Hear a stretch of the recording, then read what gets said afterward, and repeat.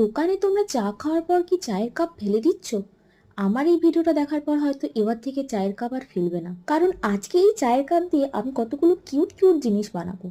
তো এবার থেকে চায়ের কাপগুলো না ফেলে বাড়িতে নিয়ে চলে এসো আর বানিয়ে ফেলো এরকম কিউট কিউট জিনিসপত্র, যেগুলোকে তোমরা রুম ডেকোর হিসেবেও কাজে লাগাতে পারবে। তো আর কি, তোমরা ভিডিও লাস্ট অব্দি দেখতে থাকো। আর হ্যাঁ, অবশ্যই কিন্তু কমেন্ট সেকশনে জানিও আমার এই কিউট কিউট জিনিসগুলো তোমাদের কেমন লাগলো। আর তোমরা ভিডিওটা এনজয় করো গানের সাথে, আমি গান অ্যাড করে দিচ্ছি। আবার দেখা হচ্ছে নেক্সট ভিডিওতে।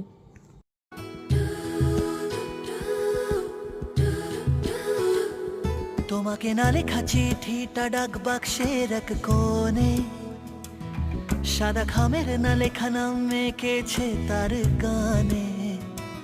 তোমাকে না লেখা চিঠিটা ডাক বাক্সের এক কোণে, সাদা খামের না লেখা নাম এঁকেছে তার গানে। সেই